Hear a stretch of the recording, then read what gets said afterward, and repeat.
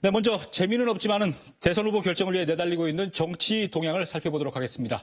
김동연 시사평론가와 현덕규 변호사 함께하겠습니다. 네, 안녕하세요. 반갑습니다. 네. 네, 안녕하십니까. 자, 먼저 여야 모두 내년 대통령 선거를 향해서 경선 버스가 출발했습니다. 근데 양쪽 다 불협화음이 또 있고 온갖 비방정도 나타나고 있는데 우선 1차 컷오프에서 지금 6명이 경합 중인 더불어민주당 경선 버스는 어떻게 제대로 가고 있습니까? 지금 경선 일정에 맞춰서 좀 잘 진행되고 있다, 순항하고 있다 이렇게 예. 볼 수 있겠고요. 대전 충남, 세종 충북의 결과가 나타났고 54.5%로 이재명 후보가 과반 득표를 넘어섰잖아요. 예. 그래서 이제 결국은 의외의 결과다라고 이낙연 캠프에서는 이야기하고 있는데 1차적으로 9월 12일에 1차 선거인단 투표 결과 발표가 됩니다. 예.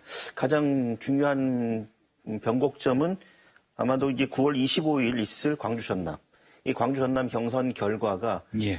대전 충남에서 보여준 이재명 후보의 대세론을 굳히게 예. 할 것인지 아니면 아무래도 이제 조직세에서는 이낙연 후보가 앞서기 때문에 특히 전남지사를 했었기 때문에 뒤집을 수 있을지 이 광주 전남의 결과가 예. 더불어민주당의 대선 레이스에 굉장히 바로미터가 될 거다 이렇게 볼 수 있겠죠. 현 변호사께서는 어떻게 보십니까? 예, 대전 충남의 결과를 보고 이낙연 후보 진영에서 이낙연 후보가 예. 이제 승부수를 던졌다고 보여집니다. 국회의원직 사퇴했죠. 예, 국회의원직 사퇴를 표명을 했고 또 하나는 이제 민주당 후보가 도덕적으로 문제가 있는 후보가 돼서야 되겠냐라는 아주 전공법을 펼쳤어요. 예. 물론 그거 어찌 보면은 이제 그동안에 이제 어떤 네거티브라는 예. 얘기도 있지만 그런 구체적인 사실보다는 포괄적으로 그런 문제를 제기했다는 게 한번 진검승부를 해보겠다 하는 예. 의지를 드러낸 것으로 보여집니다. 경선 버스가 덜커덩거릴 수도 있다 앞으로 그런 말씀이군요. 예. 자, 그리고 더불어민주당은 1차 컷오프를 해서 좀 줄였는데 국민의힘은 뒤늦게 경선 버스가 출발했습니다. 예.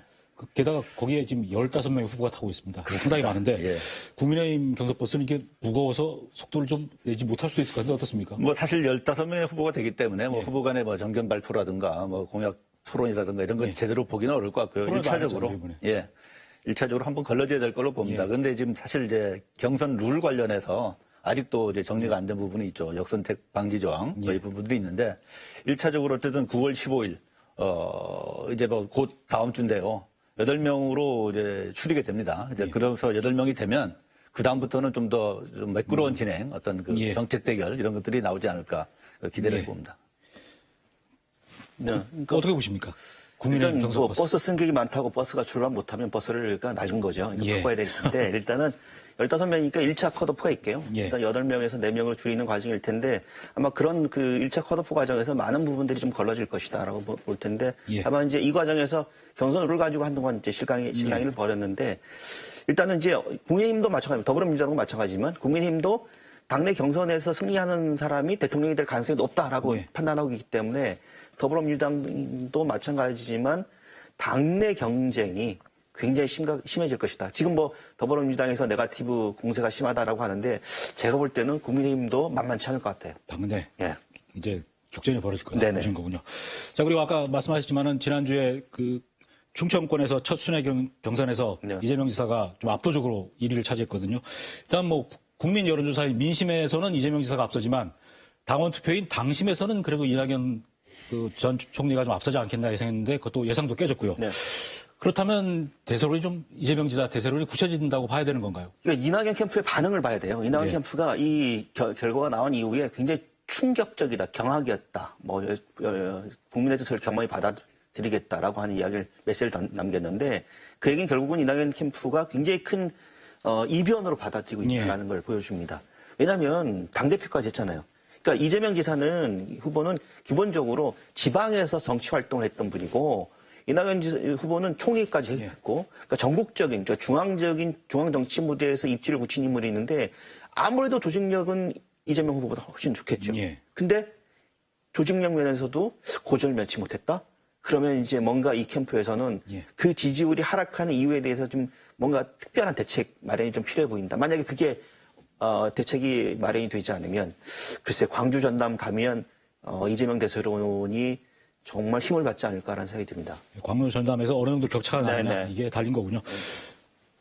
이재명 지사 대세론에 대해서는 어떻게 보십니까? 현 변호사께서. 사실은 이제 이재명 지사의 대서로는 지금 이제 결과 수치로 보여지는 예. 것이고, 이제 그에 대한 저도 똑같은 생각인데, 예. 비슷한 생각인데, 이낙연 후보 캠프의 대응이 문제라고 생각합니다. 예. 근데 이낙연 후보 캠프의 대응이 좀 방향을 잡은 것 같아요. 그러니까 결국은 지금의 경선이라는 거는 내부의 그 한정된 숫자를 갖고 하는 거니까 이거를 그대로 확장시켜서 본선으로 보지 말자. 본선의 경쟁력이 누가 갖고 있느냐 이런 거를 이제 전공법으로 때려야 되는데 거기서 나온 하나의 이제 어떤 테마랄까 예. 주제가 후보의 도덕적 자질론 예. 이걸 이제 정면으로 걸고 나왔거든요. 그리고 본인의 어떤 배수진을 친다는 의지로서 의원직 사퇴. 그래서 이제 어찌 보면 호남표의 결집 그리고 본선 경쟁력으로서의 이재명 후보의 어떤 그 외연 확장의 그 제한성 이거를 정면으로 지적하고 받아치는 그런 전략으로 나가고 있는 걸로 보입니다. 예.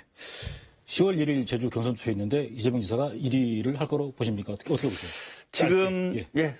현재로서는 제주도에서는 이제 대세를 추송하는 경향이 있지 않을까 그렇게 드러나지 않을까 생각합니다. 예, 어떻게 보십니까? 저는 1위 할 것 같아요, 무난히. 예, 알겠습니다. 결과 지켜보겠고요. 자, 이제 이번 주가 여기가 경북하고 강원 투표에 이어서 다음 주 호남권 경선 일정이 있는데 이낙연 후보가 일단 국회의원직 사퇴하면서 초강수를 뒀는데 앞으로 민주당 대선, 이 경선 구도에 좀 변화가 있을 가능성이 좀 있다고 보시는가요? 글쎄 이제 이렇게 지지율이 굉장히 격차가 벌어지고 예. 있는 이유에 대해서 이낙연 캠프가 일종의 대응이겠죠. 뭐 일종의 배수진일 텐데. 근데 이제 그 이후에 나온 반응들을 보면 지금 이제 왜 지지율이 이렇게 빠졌는지 결국 이제 네거티브에 대한 어떤 혐오, 정치 혐오가 굉장히 불신이 작용했다라고 볼 수 있을 텐데 아까 현 변호사님이 뭐 도덕성 검증 얘기했지만 도덕성 검증이란 말과 네거티브라고 하는 말의 차이는 종이 한 장 차이거든요. 결국 이제 이낙연 후보 측의 입장에서는 이재명 후보에 대한 도덕성 검증이라는 명목하에 미명하에 네거티브 공세를 강화할 가능성이 높습니다. 근데 그게 권리당원이나 일반 국민 여론조사에서 어느 정도의 효과를 거둘 수 있을지 먹히느냐? 그건 굉장히 미지수다 이렇게 볼 수 있겠죠. 예. 자, 국민의힘 경선에서는 윤석열 전 검찰총장이 계속 앞서왔지만은 최근에 홍준표 후보 지지율이 아주 급상승을 하고 있습니다. 그래서 무야홍, 무조건 야권 후보는 홍준표다. 이런 젊은 층들의 얘기가 가능한 상황이 돼가고 있습니다. 그 홍준표 후보의 지지율 상승 이유를 뭐라고 보시는지요? 두 가지가 겹쳐지고 있는 것이 아닌가 하는 생각이 들어요. 두 가지 예. 내지 세 가지 정도. 하나는 일단은 윤석열 후보의 지지율의 정체 내지 감소가 가장 결정적인 부분이 있고요. 그러니까 결국 지지율이 빠진 만큼 그 지지율이 다른 후보한테 안 가고 홍준표 후보한테 몰려가는 현상이 하나 발생하고요. 그다음 이제 20, 30대 부분에서의 어떤 상당히 높은 지지율이 이제 그걸 견인해 나가는 또 하나의 그 동력 역할을 하고 있고 그리고 약간은 어떤 그 소위 말하는 역선택의 어떤 그런 부분도 없지 않아 있지 않은 거 아닌가 하는 건데 어느 정도 영향을 미친다고 뭐 볼 수는 없겠죠. 실제로 우리가 수치로 파악할 수는 없는 부분이고요. 예. 예. 어떻게 보십니까? 홍준표 후보의 지지율이 높아지는 이유는 뭐 윤석열 후보 때문이죠. 그러니까 예. 윤석열 후보가 일일 일실현. 그러니까 하루에 지날 때마다 굉장히 많은 정치적인 어떤 오판들, 예. 실수들을 계속해서 반복하고 있지 않습니까? 그래서 언론에 노출될 때마다 일명 이런 거잖아요. 윤석열이라는 전 검찰총장이 강력한 야권의 대선 주자가 될 수 있었던 이유에는 정권을 교체해야 된다라고 하는 이 보수 유권자들의 바람이었거든요. 그래서 그게 윤석열을 선택했습니다. 근데 지금 보니까 윤석열 후보로는 안 되겠다라고 하는 민심이 있고 예. 그 민심이 어디로 가냐면 그래도 홍준표 홍준표로 간다. 후보 쪽으로 쏠리는 게 아닌가라는 게 분석할 수 있겠죠. 그러니까 사실 어찌 보면 윤석열 후보는 이제 정치인으로는 초보잖아요. 예. 이제 그래서 그 원래 그 본인의 잠재적인 그러니까 정권 교체의 상징, 뭐 아이콘, 뭐 이런 것으로 표상되는 그 각 지지율을 한 단계 업그레이드 상승시키려면 정치인으로서의 자질, 어떤 능력이 보여줘야 되는데 그 부분이 아직까지는 드러나기는 시기적으로 너무 짧고 경험이 부족해서 고전을 면치 못하고 있는데 아직 대통령 선거 기간이 많이 남았으니까 어떤 변화가 올지는 좀 지켜봐야겠습니다. 자, 그리고 지난주에 홍준표 후보가 이 자리에서 추석 즈음 돼가지고 국민의힘 대선 주자 1위로 역전을 하게 될 것이다 예측했는데 일부 여론조사에는 이미 홍준표 후보가 앞선 거로 나오고 있습니다. 그런데 지금 그 윤석열 전 검찰총장이 재직 당시에 야당으로 하여금 범여권 인사들을 고발하도록 사주했다 이런 의혹이 불거지고 있고 여러 가지 의혹들이 나오고 있는데 이런 상황에서 어떤 경선 구도가 좀 더 크게 변할 가능성은 없습니까? 지금 사실 그 부분이 그 하루하루 다르게 여러 가지 얘기들이 나오고 있어가지고 어떻게 사실 확정을 하긴 상당히 어려운 문제인데 저는 오히려 윤석열 후보한테는 그 어떤 하락하고 있는 지지율에 반등의 계기가 될 수도 있다고 생각이 들어요. 지금 점점 이제 드러나는 거는 사실적인 근거는 점점 희박해지는 거 아닌가. 예. 그거에 비해서 정치적인 공세는 강화돼 왔었는데 이게 결국은 근거가 사라지면 그 예. 반작용이 그만큼 더 세지거든요. 그래서 오히려 그 대응을 제대로 하면 윤석열 후보로서는 어떤 분위기 전환의 예. 계기를 만들 수도 있겠다라는 생각을 합니다. 예, 네. 근데 저는 좀 생각이 다른 게, 그러니까 결국 현 변호사님 말씀은 더불어민주당에서 이 의혹에 불을 지피고 있다라고 하는 건데, 좀 뭐, 캠프 때 불멍해보셨 분들은 알겠지만, 장작도 젖은 장작은 않답니다. 그러니까 예. 결국은 윤석열 후보가 이 위기에 어떻게 대응하느냐가 굉장히 중요해질 텐데, 지금 보면 윤석열 후보의 이 대응 방식을 보면 대단히 좀 미흡하다. 특히 이제 정치 초년생라고 하는 이미지를 벗어날 수 없는 그런 대응을 하고 있기 때문에 결국 이런 위기 대응이나 위기 관리 능력이 결국 윤석열 후보에게 굉장히 큰 치명적인 부메랑으로 작용할 가능성이 높다 이렇게 볼 수 네, 있겠죠. 그 사주 의혹과 관련해서 뭐 김웅 국회의원이 기자회견 하자마자 7시간 만에 좀 격앙된 톤으로 기자회견한 것도 좀 실수다 이런 기사도 나오고 있더라고 보니까요. 예. 자, 그리고 이제 더불어민주당이 10월 10일 날 대선 후보를 확정하고 2차 컷오프 통해서 6명에서 4명으로 줄이게 되는데 2명이 탈락하지 않습니까? 네. 어느 후보가 탈락할 것 같습니다. 정세균 추미애고 정세균 추미애. 왜냐하면 그 예.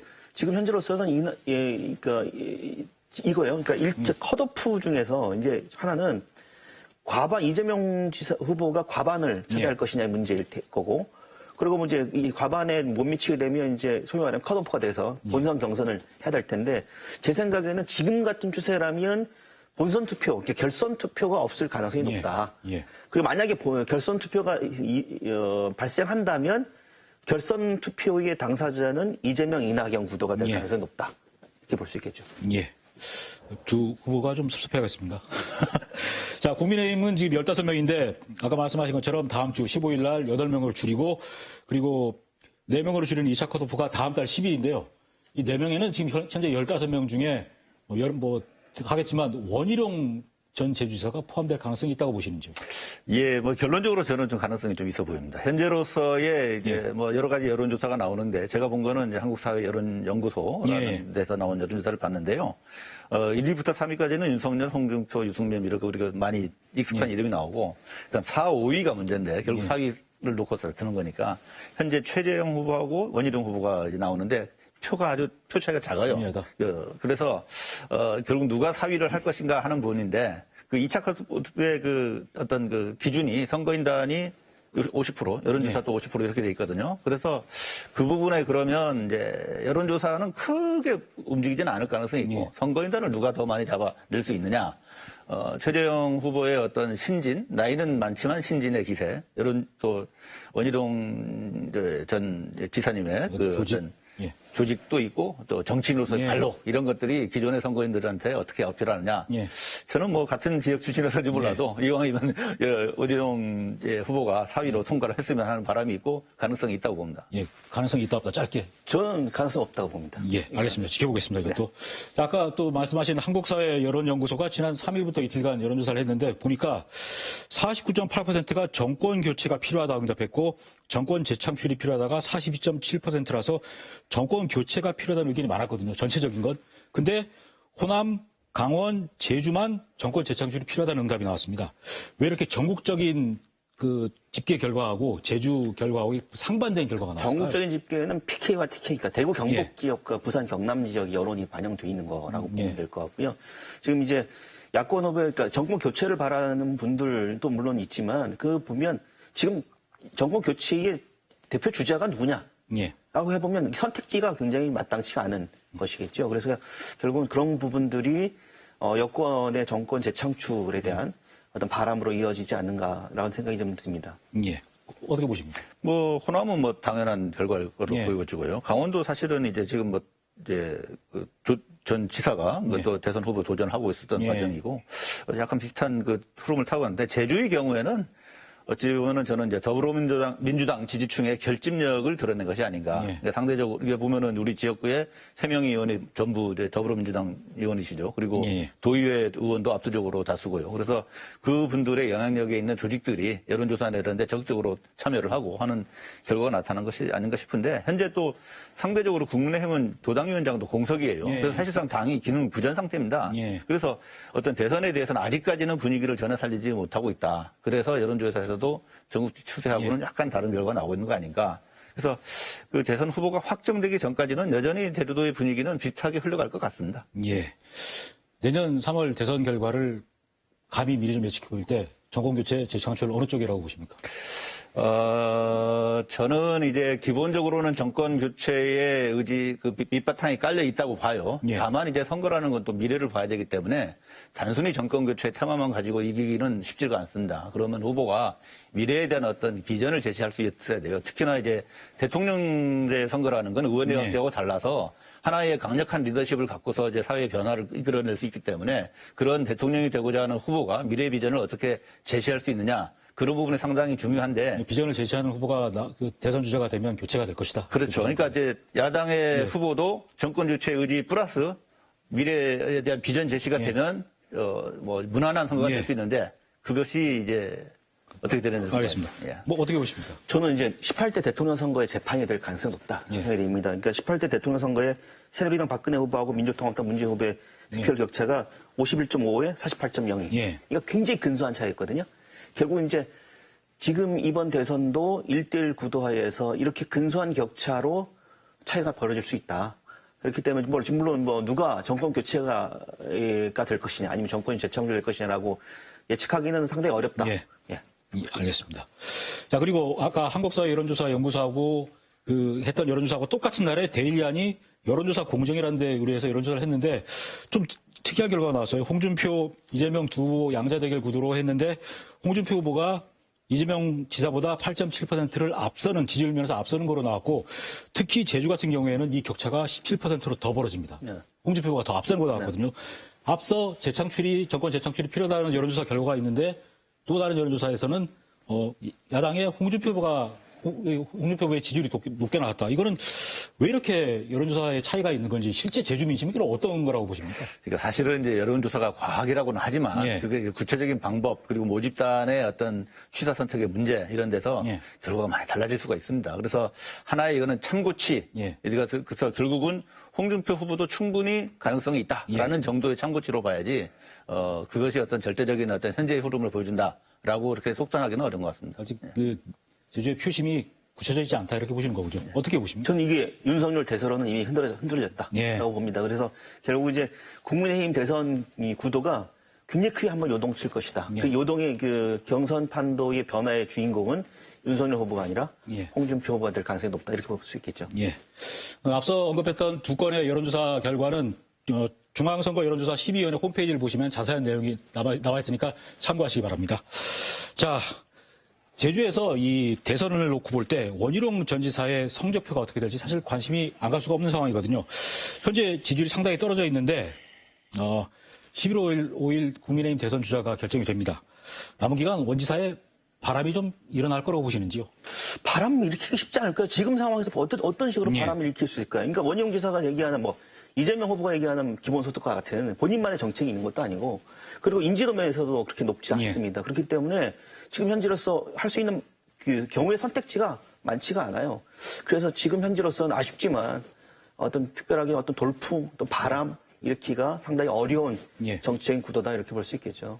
사위에 들어간다고 보시고 그다음에 바람을 어떻게 일으킬 거라고 보시고 지금 이제 윤석열 후보하고 홍준표 후보의 각축전이 아주 치열해지고 있지 예. 않습니까? 그러니까 상대적으로 원희룡 후보의 존재감은 거기에 쫓아가기에는 이제 역부족이겠죠.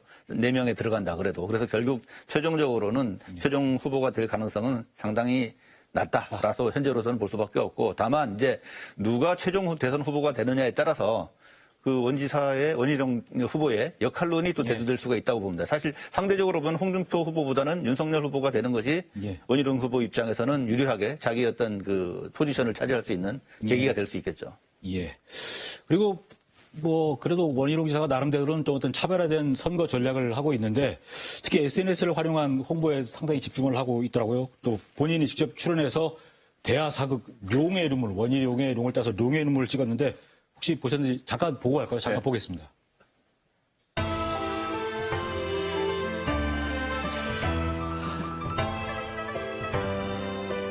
전하, 청년 백성들의 상소문이 옵니다. 상소문의 내용을 정리하면 이렇사옵니다. 나게 살기 힘드네. 등록금 비싸. 취업은 안 돼. 기술도 돈이 있어야 배우지. 누구는 초보고 만나서 허위수 백사치 간다. 신문고 두들겨서 관아에 알렸더니 신문고 중재법 위반이라고 징벌적 손해배상을 해. 이게 뭐 개같은 경우야? 잠깐. 신문고 중재법? 전하, 아래옵기 황공하오나 연기는 잘하네요. 신문고 중재법은 악행을 저지른 자들의 죄를 숨기고 백성들의 눈과 귀를 막는 법으로 향후 582년 뒤 언론중재법으로 다시 나타나는 악법 중의 악법이옵니다. 어허! 이런 작것들 싹 잡아서 확! 예. 전하! 통촉하지 없어서! 자, 대하 사극 룡의 이름을 어떻게 보십니까? 어떻게 평가하시는지? 참 생각보다 연기를 참 잘하신다. 예. 그리고 어쨌든 우리 JABS가 원희룡 지사 입장에서는 상당히 고마울 것 같아요. 이게 이제 노출이 많이 안 되는 것 같은데, 어떤 이제 방송을 통해서 노출됐으니까 좀 도움이 될 것 같습니다. 젊은 층의 관심을 끌기 위해서 이 모든 것들이 영상화되고 있지 않습니까? 약간의 예능적인 요소가 섞여야 젊은들의 관심을 받을 수 있는데 그런 것들을 많이 도입한 것 같고 그런 어떤 노력은 정말 평가해 줄 만하다. 라고 생각합니다. 지금 어떤 후보도 저 정도의 어떤 어필을 하기 위한 어떤 그 온라인 뭐 드라마 요소 이런 것들을 하고 있는 후보는 눈에 보이지는 않거든요. 정책이 사실은 이제 어떤 차별적인 정책이 나와도 전달이 잘 안 되면 어떤 효과를 보기가 어려운 것인데 노력은 저는 이제 평가해주고 싶습니다. 뭐 짧은 내용 안에 뭐 집값, 일자리 그리고 언론중재법 얘기까지 다 넣은 것 같은데 어떻게 평가하십니까? 대하 사극? 그러니까 선거를 치러본 분이잖아요. 근데 선거를 치러보면 우리가 선거 전략이라는 게 다른 게 없습니다. 아니면 많이 노출되고 그리고 그것이 여론을 움직일 수 있는 어떤 반향을 일으킬 수 있는 여러 가지 효과들이 있어야 되는데 지금은 글쎄요, 지금 조회수도 그렇게 많이 나오는 편이 아니고요. 그리고 1위 후보가 이런 걸 하면 화제가 되죠. 꼴찌 후보. 그러니까 이런 대선 주자라고 하는 건 뭐 시간 단위를 초 단위로 계산하면서 움직여야 되는데 글쎄 이런 거 하실 시간에 다른 정책을 개발하거나 다른 이슈를 하시는 게 낫지 않았을까라는 생각이 들어요. 저는 이게 상당히 효과가 있을 거라고 봐요. 사실은 이게 아니고 뭐 현재 이제 원희룡 지사의 지지율 가지고는 밑바닥에 발로 찐다고 해서 끌어올릴 수 있는 방법이 없거든요. 이게 당분간은 이제 공중전, 소위 말해서 공중전을 야권 내에서 아무도 관심을 안 갖잖아요. 네, 그럼 지켜봐야 될 것 같습니다. 자, 그리고 뭐 아까 현 변호사께서 잠깐 언급을 하셨습니다만은 원희룡 전 지사가 20대 대선, 내년 3월 대선을 목표로 한 게 아니라 어떻게 보면 그 다음 대선, 차차기를 겨냥한 정치 행보를 하고 있다 이런 얘기도 사실 나오고 있거든요. 향후 정치 행보에 대해서 어떻게 보십니까? 대선 주자가 안 됐을 경우에. 뭐 대선 주자 안 되면 저는 이제 내년 대선 결과에 따라 달라질 수는 있겠지만 아마 내년 이후에는 우리 도민들께서 종편에서 원희룡 전 지사를 많이 보실 수 있지 않을까라는 생각이 듭니다. 그러니까 결국은 다음의 정치적인 일정을 감안하기가 상당히 어려운 만약에 대선에서 이제 후보가 되지 않는다면 상당히 어려운 지경에 직면할 수도 있다 이렇게 볼 수 있겠죠. 쉽지 않다.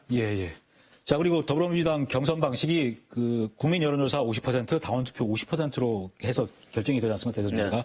그러다 보니까 제주에서 지금 당원 모집 경쟁이 아주 상당히 치열하고 뭐 조금 전에 당원 입당 기자회견까지 했습니다만은 그러다 보니까 내년 도지사에 출마하는 후보군들이 경쟁적으로 당원 모집을 하고 있다 이런 얘기가 있어요. 실제 뭐 이런 얘기 좀 들어보셨는지? 네, 많이 들어봤습니다. 뭐 어느 후보가 몇 명이고 어느 후보가 몇 명이고 뭐 1위부터 뭐 순서가 A 후보가 24,000명, B 후보가 14,000명까지 숫자가 있던데 뭐 물론 이제 공당에서 당원 확보, 당원 배가 운동을 하는 것은 뭐 긍정적인 일이라고 봅니다. 다만 이제 그게 치열 경쟁으로 이루어지고 있고 그게 대선이 아니라 내년 지방선거를 염두에 둔다라고 하는 건 글쎄요. 그러니까 이게 결국 더불어민주당 내에서 대선 정치가 아니라 자기 정치의 차원에서 어떤 이 포석을 두고 있다 이렇게 볼 수 있겠죠.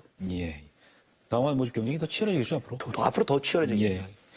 자, 그리고 국민의힘 이준석 대표가 며칠 전에 제주에 다시 두 번째로 왔다가 제주도당이 지금 현재 공백 상태지 않습니까? 뭐 아무 당직자가 없어서. 그런데 제주도당 정비를 서두르지 않겠다 이렇게 얘기를 했거든요. 이게 일각에서는 원희룡 이사의 측근들로 제주도당을 포진하려고 하니까 이거를 좀 어떻게 흐트러 보려고 원점에서 다시 하는 거다 이런 얘기가 있습니다. 실제 어떻습니까? 사실은 이제 그 제주도당 그 개편 대회가 예. 이제 중단된 거는 사실은 당으로서는 뭐 제주도당의 어떤 그 유권자 수나 이런 것들이 예. 전국적인 의미에서 크지는 않지만 약간은 실책이었다 봐요. 뭔가 이제 에너지를 정비를 해서 모아가야 할 때 지금 예. 이제 전혀 이제 기능을 못 하고 있으니까. 근데 뭐 현재 상황은 어쩔 수 없는 부분이고 현재 그 당협위원장의 공무원은 모두 마쳤습니다. 예. 근데 결과 발표에 대해서도 언제 한다는 그런 일정도 전혀 나오지가 않고 있어요. 그래서 제가 볼 때는 11월 9일이 되면 이제 얼마 남지 않았습니다. 사실 2달 정도밖에 안 남았는데 대선 후보가 선출이 될 거고 그 대선 후보가 선출이 되면 사실 당의 운영이나 조직도 예. 대선 후보 중심으로 예. 개편될 수밖에 없거든요. 그래서 그 과정에서 이제 당협위원장의 임명이나 그리고 또 이제 도당위원장 내지는 그 이제 비당위원장 같은 인선도 예. 그 대선 후보의 운동 조직과 같이 예. 연계가 되면서 예. 같은 어떤 맥락에서 이어지지 않을까 그렇게 예측을 해봅니다. 예. 자, 그리고 보통 대통령 선거를 앞두고 그 제주자치도나 지방자치단체에서 대선 공약을 만들어서 캠프에다 전달하지 않습니까? 근데 지금 현재 제주도는 지사가 없다 보니까 권한대행이 이 역할을 해야 되는데 사실 좀 전에보다 약할 것 같은데 이번 대선에서 어떤 그 공약들을 후보들이 제시할 거로 보시는지요? 일단은 현안 문제에 대한 입장 표명들이 굉장히 중요한 예. 기준이 될 것 같아요. 첫 번째가 제2공항 관련된 이슈라든지 그리고 또 하나는 제주 지역에 있어서의 특별자치도라고 하는 기존에 대해서 특별자치도가 갖고 있는 한계라든지 여러 가지 또 개발에 대한 이슈도 환경과 관련된 이슈들이 예. 있었기 때문에 그런 부분들이 좀 크게 부각이 될 것이고 그래서 좀 뭐 대선 주자들이 하는 얘기들이 뭐 동북아 환경 도시, 예. 뭐 저 수도 얘기하던데 이런 환경 관련된 이슈와 개발 관련 이슈들이 결국은 중요한 예. 논란거리가 될 가능성이 높다 이렇게 볼 수 있겠죠. 현분화석 배는 어떻게 보시는지? 예, 사실 이미 대선 국면에 들어갔기 때문에 그 별 의미는 없을 것 같긴 합니다만 국토부 장관이 공식적으로 제2공항에 대해서 재추진 예. 의사를 천명을 했지 않습니까? 그래서 아무튼 제2공항은 선거전에서 다시 쟁점으로 최우선 과제로 예. 다시 떠올 겁니다. 근데 이제 여권 후보 입장에서는 국토부 장관 현 정부의 입장도 있고 그러다 보니까 그거를 철회를 공식적인 공약으로 제시하기는 어려울 걸로 봐요. 마찬가지로 야권 후보 입장에서도 예. 더더욱이나 이제 철회를 공약하기는 어려울 것 같고 그래서 제2공항은 오히려 대선 국면에서 다시 재추진하는 쪽으로 공약들이 나올 가능성이 있습니다. 예. 그리고 또 선거에는 이제 개발 공약이라는 건 후보한테는 좋은 호재거리거든요. 뭘 안 하겠다는 것보다는. 그 다음에 나오는 것들이 이제 항상 나오는 이제 특별자치도 얘기, 예. 국제자치도시 얘기, 환경수도 얘기들이 나올 텐데 이 부분들은 다 추상적인 부분이에요. 그래서 실천력이 없기 때문에 큰 의미는 없을 것 같습니다. 그 다음에 다시 하나 우리가 잠재로 드는 게 제주 해저터널 부분이 이제 과거 이낙연 후보 같은 경우는 전라남도 도지사 예. 하면서 이제 추진했던 부분이 있었는데 그게 이제 이낙연 후보가 만일에 된다면 어떻게 될지 하는 거 한번 지켜볼 만한 일인데 아직은 뭐 거기까지 나가서 전망하기는 좀 어려운 것 같습니다. 뭐 사실 대선 공약이 흔히 봐왔던 공약 이외에서 달라지지 않을 거라는 생각이 좀 드네요. 예. 자, 이제 내년 대선이 3월이고 6월에 지방선거가 치러집니다. 대선 결과가 결국에는 지방선거에 영향을 미칠 수밖에 없는데 누가 대선 주자가 되느냐 양당에서 결국 그게 도지사 후보를 결정하는 그 요인이 되지 않을까 싶은데 어떻게 보십니까? 일단은 국민의힘에서 대권을 잡으면 국민의힘 내부는 굉장히 복잡해지겠죠. 예. 변수가 상당히 심해질 거고요. 다만 이제 더불어민주당에서는 이낙연 후보나 이재명 후보 누가 대통령 후보가 되더라도 지금 현재 거론되고 있는 더불어민주당 인사들 예. 이 범위 안에서의 선택지가 있기 때문에 더불어민주당 내에서의 큰 어떤 그 변수는 없을 거다라는 생각이 그 듭니다. 범인이 있는데 예. 특정 누가 될지는 변수가 있지 않을까? 예, 물론 그거 변수가 예. 있지만 근데 뭐 지금 선택지 안에서 예. 선택할 수 있는 부분이지만 지금 아무것도 보이지 않는 데가 이제 국민의힘이잖아요. 네네. 그러니까 국민의힘이라고 하는 건 정말 국민의힘이 정권을 교체를 완수한다 성공하게 되면 국민의힘 내부는 상당히 많은 변수가 작용할 수 있을 가능성이 높다 이렇게 볼 수 있습니다. 예. 현변호 작가는 어떻게 보십니까? 예, 저도 비슷한 생각입니다. 국민의힘 대선 후보가 확정이 되면 그 대선 후보의 어떤 성공적인 그 선거 결과를 가져오는데 가장 누가 이제 조직적으로 개인적으로 능력을 발휘할 수 있느냐 예. 이걸 기준으로 이제 당협위원장이라든가 또 당위원장이라든가 심지어는 도지사 후보도 다 평가가 될 거고요. 예. 그 과정에서 미리 평가된 거를 가지고 다음에 하나의 변수는 그거죠. 정권 교체에 성공하느냐. 실패하느냐에 따라서 또 하나의 그 큰 또 변수가 예. 대응되기 때문에 지금 얘기가 나오는 것들은 거의 의미가 없지 않을까 싶습니다. 예. 추석 연휴를 지나고 나면 뭐 추석 민심도 어느 정도 정리가 되고 그 이후에 어떤 본격적인 어떤 선거 판세가 윤곽이 드러나지 않을까 싶은데 뭐 그때 기회 되면 다시 한번 모시겠습니다. 예, 오늘 두 분 감사합니다. 예, 감사합니다. 고맙습니다. 예.